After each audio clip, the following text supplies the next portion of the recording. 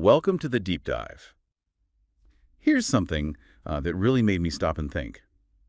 Poor nutrition can actually slow down how connections form between brain cells, especially when we're talking about teenagers.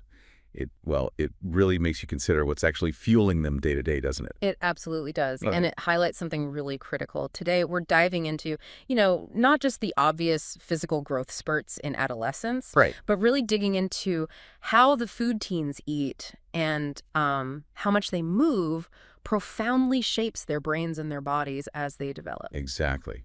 And we've gathered some, pretty compelling information for you today.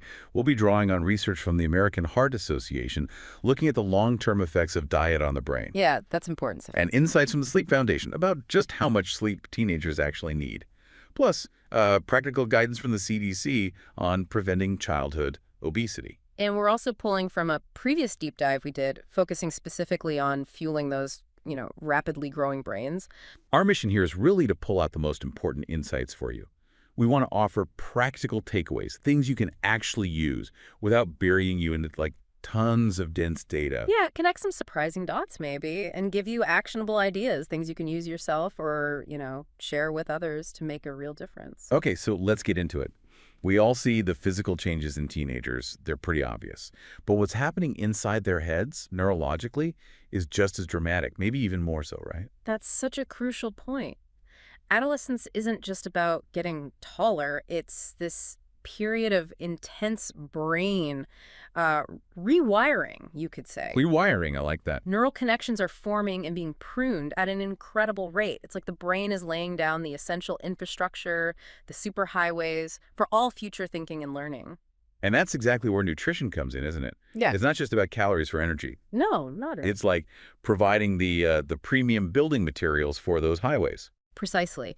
During this massive brain development phase, the body needs very specific building blocks. So essential nutrients from things like fruits, vegetables, lean proteins, whole grains, they become absolutely vital. Right. They supply vitamins, minerals, and importantly, those omega-3 fatty acids we hear so much about. Yes, omega-3s. Yeah, they're actually part of the brain cell membranes themselves. They help make them more flexible, improving how neurons talk to each other. And that directly impacts things like memory, concentration, learning. We have talked about omega-3s before. It's just amazing how their benefits seem to start so early, even infancy, and just keep being critical right through the teen years. It really is remarkable. There was that study, I think it was 2009, in child development. It suggested that even newborns getting omega-3 enriched formula showed better performance on problem-solving tasks later on. Wow, that early. Yeah. And that benefit doesn't just fade away. Throughout childhood and into adolescence, getting enough omega-3s, you find them in fatty fish like salmon, also walnuts, flax seeds. It continues to support that ongoing brain development. It's almost like you're directly feeding the brain's ability to think and adapt. And I remember reading somewhere that those first couple of years of life are especially critical diet-wise for the brain. Oh, absolutely. That's a key window. In those first 2 years, brain cells are multiplying rapidly, and they're producing myelin. Myelin. Yeah. That's the insulation around the nerve cells. Exactly. It helps signals travel quickly and efficiently. So a nutrient-rich diet provides the energy and the raw materials for that whole process. But flip that coin. Uh-oh. A diet that's lacking or one that's high in inflammatory foods can actually hinder that crucial growth. It can slow things down. Which naturally brings us to the other side, the impact of, let's be honest, the junk food, the sugary drinks, the processed snacks that seem to be everywhere for teens. Right. And there's research linking high intake of that stuff, the sugary drinks, the fatty foods during childhood and adolescence to, poorer executive function. Executive function. Remind us what that covers again. Those are the skills that help us plan, organize, manage time, make thoughtful decisions, switch tasks, control impulses. So think about organizing homework, resisting distractions, thinking before acting. Okay, so basically all the skills teens desperately need to navigate school and life. Exactly. And diets high in junk food seem to impair the development of those skills. Remember that car analogy we sometimes use? Yeah, the premium fuel versus the cheap stuff. Right. Premium foods are like the high-octane fuel the brain needs to run smoothly, efficiently. Those empty-calorie foods, they might give a quick jolt. The sugar rush. Yeah, but ultimately they lead to sluggish performance. And consistently using that cheap fuel over time, it can lead to inefficiencies, maybe even long-term issues with the brain's engine. That analogy really works. And it's not just a feeling, is it? There's actual research showing that swapping out simple carbs and saturated fats for complex carbs and healthier fats can improve short-term memory, even in kids. Yes, definitely. And the connections go further. Other studies have found links between higher intake of fish, vegetables, and fruits, especially berries, seem to stand out. Berries, interesting. Yeah, and better academic achievement. It suggests a pretty tangible link between what kids eat and how well their brains actually work in school. Okay, this all makes a ton of sense. But, the challenge is always translating this knowledge into actual habits, especially with teenagers who have their own preferences, social pressures, easy access to less healthy stuff. Absolutely.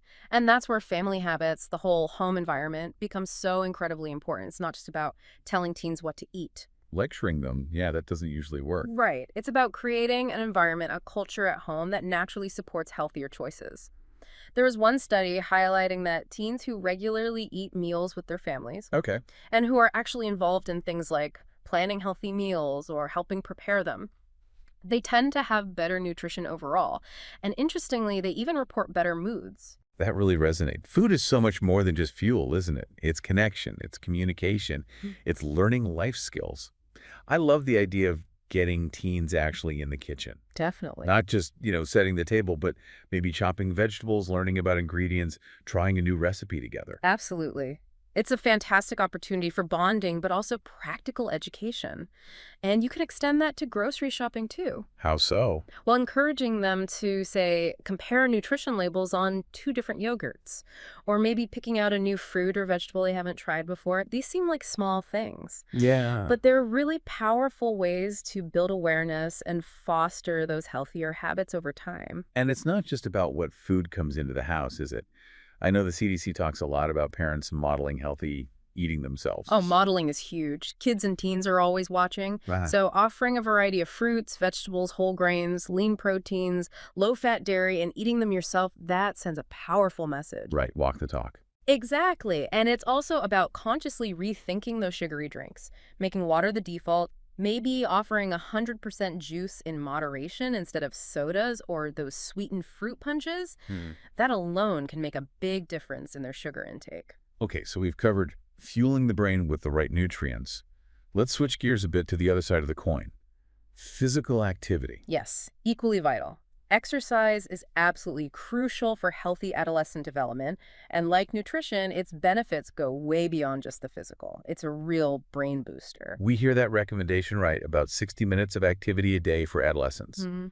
But I think sometimes people hear 60 minutes and immediately think it has to be like intense sports practice or running laps. You're right, and that can feel overwhelming or just not appealing to some teens. It's really important to clarify that this 60 minutes includes a whole range of activities. Like what? Well, dancing, going for a brisk walk, riding a bike, even some of those active video games where you're actually moving your body. Oh, right, those count.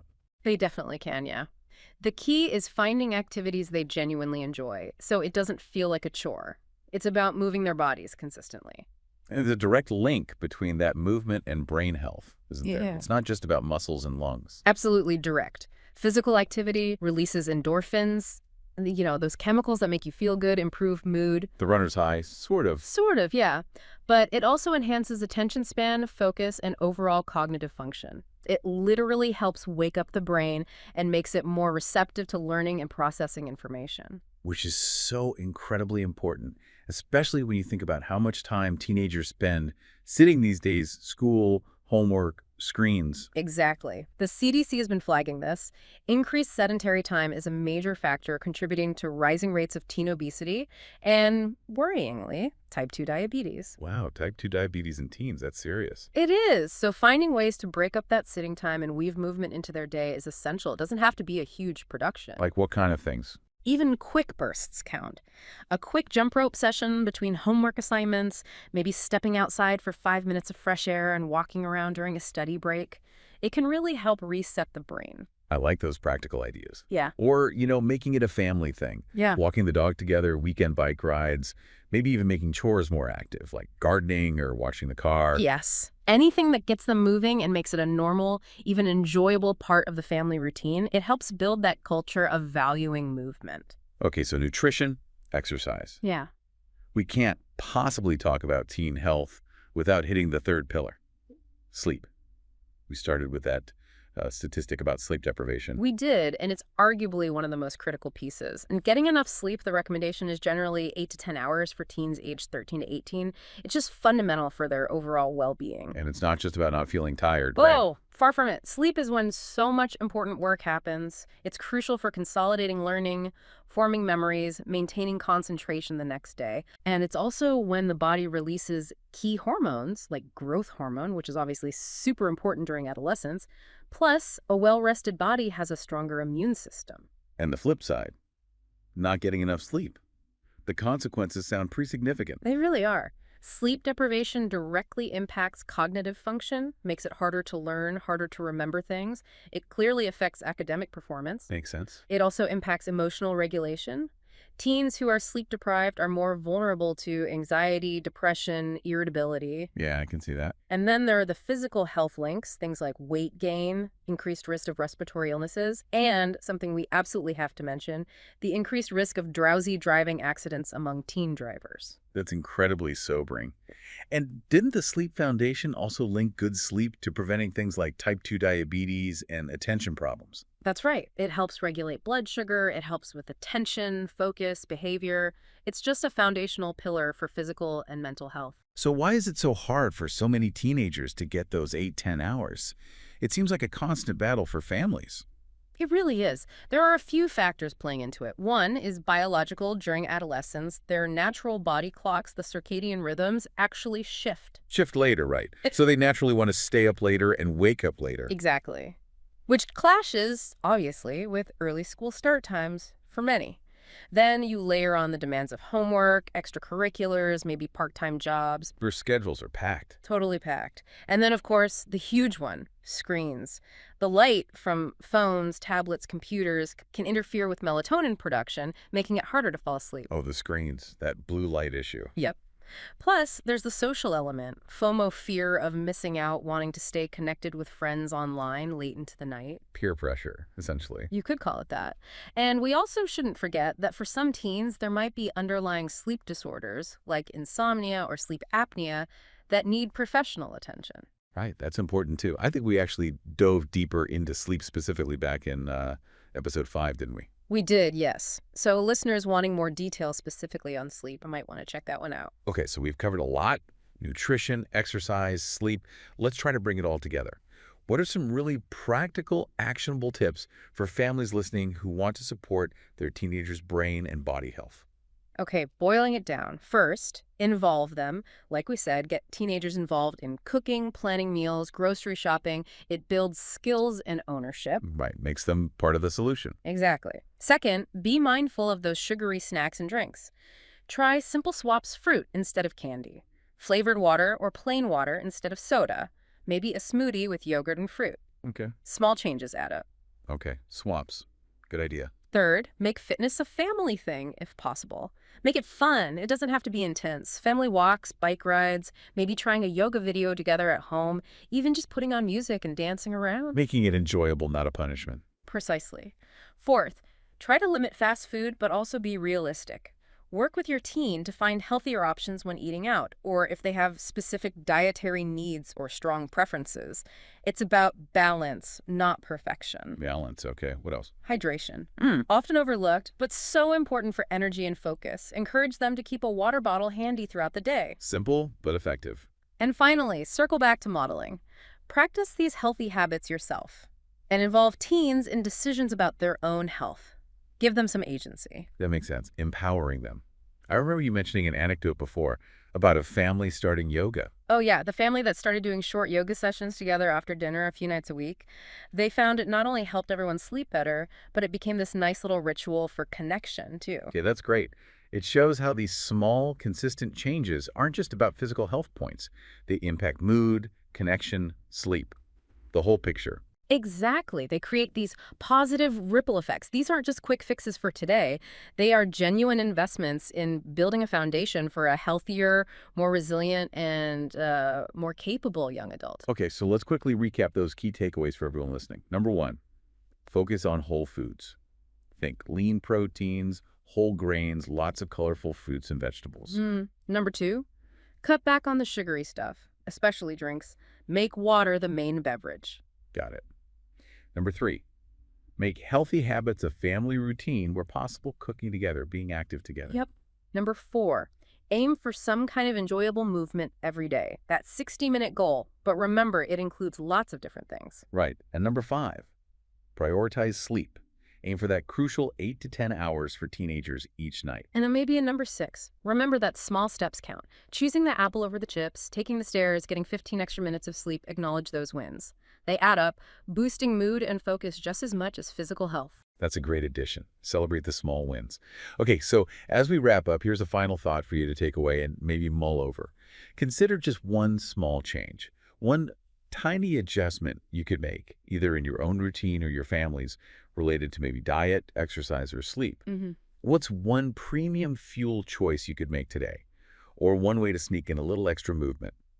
Or protect those precious sleep minutes? How might that single small step start a positive ripple effect for a teenager's energy, their focus, and their well-being in the long run? Just something to think about. What might that one step be for you today?